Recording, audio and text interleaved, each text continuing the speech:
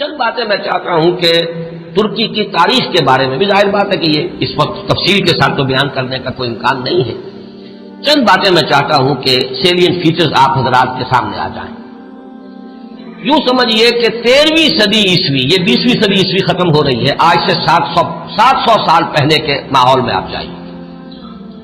اس وقت خلافت بنو عباس کا خاتمہ ہوا.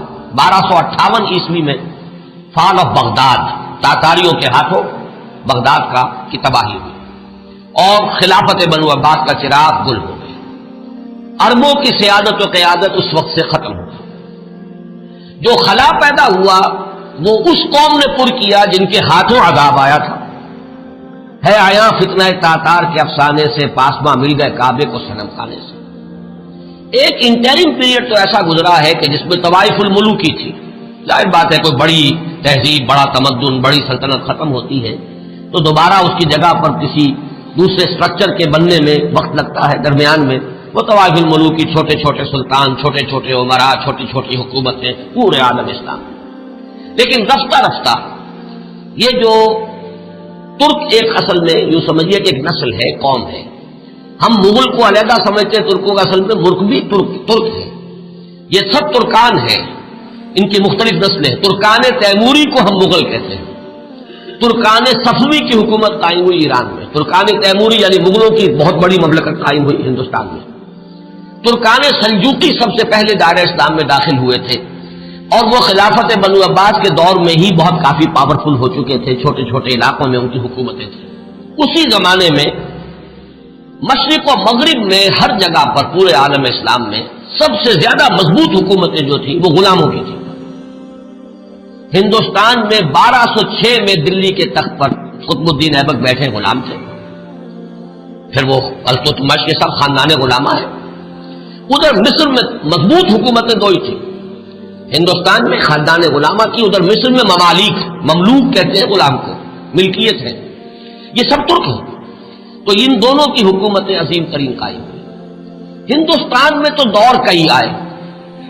ہندوستان میں پہلے خاندان غلامہ، پھر خلجی، لودھی، سادات، مختلف خاندان، کچھ 325 برس تو اس میں گزرے. 1206 سے 1526 تک 320 برس میں یہ کئی خاندانوں کی حکومتیں توڑ پھوڑ ہوتی رہی. پھر 1526 سے مغل آئے. کہنے کو تو 1857 تک رہے، لیکن حقیقت میں 150 برس ہیں ان کے، جن کو کہا جائے کہ صحیح ان کی عظمت کا دور ہے. یہ جو 6 بادشاہ ہیں، بابر، ہمایوں کا تو خیر نہ ہی شمار کیا جائے، اکبر ہے، پھر جہانگیر ہے، شاہجہاں ہے، اورنگزیب. اس کے بعد جو ہے طوائف الملوک ہندوستان میں بھی ہو گئے. لیکن اسی صدی میں 13ویں صدی کے اختتام کے قریب 1288 میں ایک ترک سردار ارطغرل کا بیٹا عثمان، یہ خاندان عثمانی جو ہے حضرت عثمان سے کوئی تعلق نہیں ہے ان کا. یہ اکثر لوگ چونکہ اس میں بھی مغالطے میں نے دیکھا بڑے بڑے پڑھے لکھے لوگ، امریکہ کے ڈاکٹرز بھی اس مغالطے میں تھے کہ شاید ان کا تعلق حضرت عثمان سے، جیسے بنو عباس کا حضرت عباس سے ہے تو یہ عثمانی سلطنت جو ہے یہ شاید یہ حضرت عثمان کی نسل سے ہے. اس کوئی تعلق نہیں، یہ تو ترک ہے. عثمان بیگ اس کا نام تھا سردار کا. اس نے چھوٹی سی حکومت قائم کی. ویسے تمام مسلمانوں کی حکومتیں تھی. اناطولیا پورا کا پورا جو ہے مسلمانوں کا تھا، مختلف چھوٹی چھوٹی ریاستیں. لیکن عثمان بیگ نے 1288 میں اس وقت کا جو ترکی ہے اس کا شمال مغربی کونا، صرف ایشیائی ترکی، اس میں چھوٹی سی حکومت قائم کی. 1288 سے لے کر اس کے بعد یہ حکومت جو ہے تسلسل کے ساتھ قائم رہی. اور فرق یہ ہے کہ ہندوستان میں تو جیسا کہ میں نے عرض کیا اس عرصے میں بہت سے خاندان آئے اور ختم ہوئے. مغلیہ دور آیا، ختم ہوا، پھر انگریز بھی آ گئے.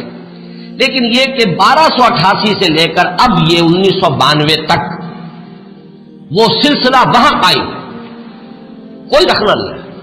عروج و زوال انہی کے درمیان آئے ہیں. کبھی ان کی سلطنت بہت پھیل گئی، کبھی سکڑ گئی. پھر یہ کہ آج بھی بہرحال پورا ایشیا مائنر جس کو آپ کہتے ہیں، ایشیا کوچک، اناطولیا کا پورا علاقہ، اور یورپ میں بھی بہرحال 3% ان کا رقبہ جو ہے یورپ کے اندر بھی ہے. آج بھی وہ مملکت قائم ہے. اور اس مملکت کے اندر نوٹ کیجئے پورے 400 برس تک خلافت رہی. ویسے تو 600 برس سے زائد ہو چکے ہیں 1288 سے لے کر، اور یہ 1992 تک یہ تو 700 سال کی حکومت ہے. لیکن یہ کہ خلافت جو ہے وہ 1520 سے شروع ہوئی. یہ ذرا ذہن میں رکھیے. جبکہ انہوں نے حجاز کو بھی فتح کر لیا، مصر کو بھی فتح کر لیا، عظیم ترین 3 بر اعظموں پر دنیا میں کوئی اور حکومت اور کوئی اور سلطنت اتنی عظیم نہیں تھی جتنی کہ اس وقت سلطنت عثمانیہ تھی۔ پورا حجاز، پورا یمن، پورا عراق، شام، مصر، اور پھر یہ لیبیا، الجزائر، تیونس تک، یہ سب کے سب پورا ایشیا مائنر، اور جیسا کہ میں نے عرض کیا بہت بڑا رقبہ، تمام بلقان سٹیٹس، ہنگری اور یہ علاقے جو ہیں یوگوسلاویا، سب کے سب جو ہیں یہ ایک مملکت 3 بر اعظموں کے اوپر محیط۔ تو 1520 سے خلافت شروع ہوئی ہے اور 1920 سے لے کر 1924 4 سال میں درجہ بدرجہ ختم ہوئی ہے۔ وہ بھی میں آج آپ کو بتاؤں گا کہ وہ درجے کیا ہیں۔ ایک دم ختم نہیں ہوئی، اس کے اندر کچھ وقت لگا ہے، 4 سال کے عرصے میں وہ نیچے گری ہے، 400 برس تک قائم رہی اور 4 برس میں پھر وہ زمین بوس گئی۔ اور خاص طور پر یہ پوائنٹ نوٹ کرنے کا ہے کہ بقیہ جو خلافتیں تھیں، خلافت بنو امیہ، خلافت بنو عباس، خلافت، ان سب کو تو چیلنج کرنے والے کوئی نہ کوئی سامنے آتے رہے۔ بنو امیہ کی خلافت کو چیلنج کیا پہلے حسین ابن علی نے رضی اللہ تعالی عنہما، پھر حضرت عبداللہ ابن زبیر نے رضی اللہ تعالی عنہما، پھر یہ کہ خلافت بنو عباس کو چیلنج کرنے والے حضرت زید، حضرت حسن کی اولاد میں سے رضی اللہ تعالی عنہ، پھر انہی کی اولاد میں سے ایک اور نفس زکیہ اٹھے جن کا نام اصل میں محمد ابن عبداللہ ہے، نفس زکیہ ان کا لقب ہے۔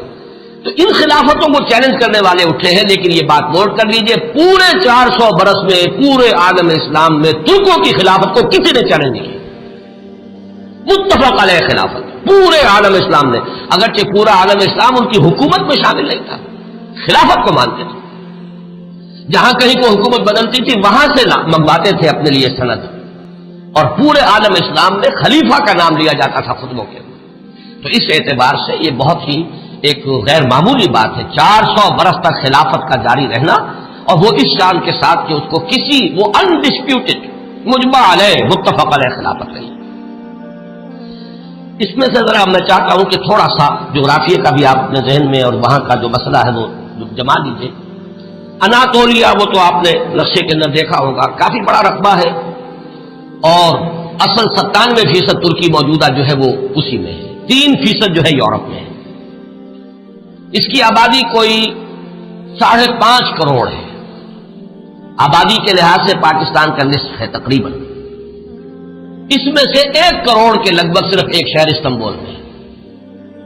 پورا ملک سطح مرتفع ہے، نہایت زرخیز، سرسب، شاداب، قابل دید، اونچائی نچائی، لیکن ہر جگہ پر آپ کو کہیں زمین ننگی نہیں ملے گی، دریا ہیں بکثرت، جھیلیں ہیں بکثرت میٹھے پانی کی، اور ابھی ہم نے وہاں پر جو کچھ معلوم کیا ہر شے ان کی اپنے ہاں موجود ہے، ہر اعتبار سے سیلف سفیشینٹ ملک ہے۔ اللہ تعالیٰ نے اپنی نعمتوں کی بارش اس طرح کی ہے، 6 دن ہم نے اس میں گزارے ہیں صرف ایک شہر استنبول میں، اور یہ میں نے عرض کر دیا کہ وہ پورے ملک کی 1/5 آبادی تو وہی ہے۔ یہ شہر شاید دنیا کے اس اعتبار سے خوبصورت ترین شہروں میں سے ہوگا کہ یہ ایک تو یہ کہ نگینے کی طریقے سے یہ یورپ اور ایشیا سنگم ہے اس کا، جس پر واقع ہے۔ ایک سمندر ہے جو پورا ترکی کے اندر ہی ہے، بحر مارمورا، جسے ایک چھوٹی سی آبنائے ملاتی ہے بحیرہ اسود کے ساتھ، بلیک سی کے ساتھ، اس کو باسفورس کہتے ہیں۔ جنوب میں ایک لمبی سی گلی ہے پانی کی، ادرا دانیال ڈارڈینیلیز، وہ ملاتی ہے اسے بحیرہ روم سے، لیکن بحیرہ مارمورا جو ہے پورا کا پورا وہ ترکی کے اندر ہے گویا، یعنی یورپی ترکی اور ایشیائی ترکی کے مابین۔ اور استنبول شہر جو ہے وہ بہت خوبصورت، اور عظمت پارینہ اگر مسلمانوں کی دیکھنی ہو تو شاید دنیا کا کوئی اور شہر نہیں ہے کہ جو ہم پلہ ہو سکے، جتنی عظیم مسجدیں، عالی شان مسجدیں، اگرچہ اس وقت ان کی مینٹیننس نہیں ہے، برا حال ہے، خستہ حال ہے۔ حضرت ابو ایوب انصاری رضی اللہ تعالیٰ عنہ کا مقبرہ بھی بہت خستہ حالت میں، اس کے ساتھ جو مسجد ہے مغرب کی نماز ہم نے وہاں ایک ادا کی ہے، لیکن یہ کہ نظر یہی آیا کہ صرف وہی لوگ تھے کہ جو وہ ڈاکٹرز کا پورا گروپ آیا ہوا تھا، مقامی آبادی بہت کم، نہ ہونے کے برابر۔ اس اعتبار سے عظمت پارینہ دیکھنی ہو تب بھی جا کر دیکھیے، اور اسلام کی بیچارگی دیکھنی ہو تب بھی وہیں جا کر دیکھیے۔ یہ دونوں کنٹراسٹ آپ کو وہاں نظر آئیں گے کہ عظیم ترین مسجدیں وہاں ہیں۔ ہماری بادشاہی مسجد تو اپنے یعنی یوں سمجھیے کہ صحن کے رقبے کے اعتبار سے ہم کہہ دیتے ہیں دنیا کی سب سے بڑی مسجد ہے، لیکن وہ تو صحن ہے، باقی یہ کہ ان کے جو عظیم الشان ہال انہوں نے بنائے ہیں، جتنے عظیم، جتنے بلند، ان کو دیکھ کر انسان حیران رہ جاتا ہے۔ سلطان محمد فاتح کی مسجد، سلطان سلیمان کی مسجد، ایک ایک مسجد ان میں سے جو ہے اپنی جگہ پر عظمت کا بہت بڑا نشان ہے۔ اگرچہ جیسا کہ میں نے عرض کیا اس وقت حالت جو ہے ان کی اکثر و بیشتر خستہ ہے۔ ایک دن کے لیے ہم برسا، ایک شہر برسا اس وقت کہلاتا ہے، یہ بروسا ہے پرانا، بے رے واو صاد ہے۔ اور جب سلطان ارطغرل کے بیٹے سلطان نے عثمان نے جب سلطنت قائم کی تھی تو پہلا دارالخلافہ یہی تھا۔ یہ ایشیائی حصے میں ہے، تقریباً کوئی 150-200 میل کا فاصلہ ہوگا استنبول سے۔ وہاں کے حالات مختلف ہیں۔ وہاں سلطان بایزید یلدرم کی بنائی ہوئی مسجد جو ہے بہت عالیشان ہے اور اس وقت بھی وہ بہت آباد ہے۔ ہم حیران ہوئے وہاں دیکھ کر کہ وہاں ایک ظہر کی نماز ہم نے پڑھی ہے 2 دن قبل، لیکن محسوس ہوتا تھا کہ جمعے کی نماز ہے۔ ظہر کی اذان سے پہلے کثیر تعداد کے لوگ موجود تھے۔ اتنا کنٹراسٹ بھی شاید دنیا میں آپ کو کہیں نظر نہ آئے کہ استنبول کا حال وہ ہے کہ حضرت ابو ایوب انصاری کی مسجد جو ہے وہ بھی ویران پڑی ہوئی ہے رضی اللہ تعالیٰ عنہ۔ لیکن یہ کہ برسا کے اندر جا کر آپ دیکھیے تو وہاں پر یہ ہے کہ ظہر کی نماز ایسا محسوس ہے کہ جمعے کی نماز اذان سے پہلے نصف مسجد بھری ہوئی تھی، اور اس کے بعد جو ہم نے دیکھا ہے ان کا جوش و خروش اور پاکستانیوں سے نہایت محبت، وہ بھی وہی نظر آتی ہے، استنبول میں نہیں۔ استنبول تو ہر اعتبار سے مغربی تہذیب کے اندر بری طریقے سے یوں سمجھیے کہ پوری طرح گم ہو چکا ہے۔ وہاں آپ محسوس نہیں کر سکتے کہ کوئی مسلمان ملک ہے۔ باقی یہ کہ جیسا کہ میں نے ابھی عرض کیا تھا کہ اگرچہ اللہ تعالیٰ نے اپنی دولت جو ہے مادی دولت کے خزانے ہر طرح سے انہیں دیے ہیں، لیکن معاشی حالات نہایت ناگفتگو ہیں۔ انفلیشن آسمان سے باتیں کر رہی ہے، کرنسی کی قیمت اس تیزی کے ساتھ گرتی ہے۔ وہ کچھ اعداد و شمار لے کے آئے ہیں میرے ساتھ، چونکہ چھوٹے بھائی برادر عزیز اقتدار احمد تھے، ندا میں انشاءاللہ تعالیٰ وہ چیزیں تفصیل سے آئیں گی فیکٹس اینڈ فگرز کے ساتھ، کہ کس طرح ہر مہینے ان کی جو کرنسی ہے اس کی قیمت گر رہی ہے، اور کس طرح یہودیوں نے انہیں ٹنڈل کے اندر لے رکھا ہے، اور پوری معیشت جو ہے یہودیوں کے قبضے میں ہے۔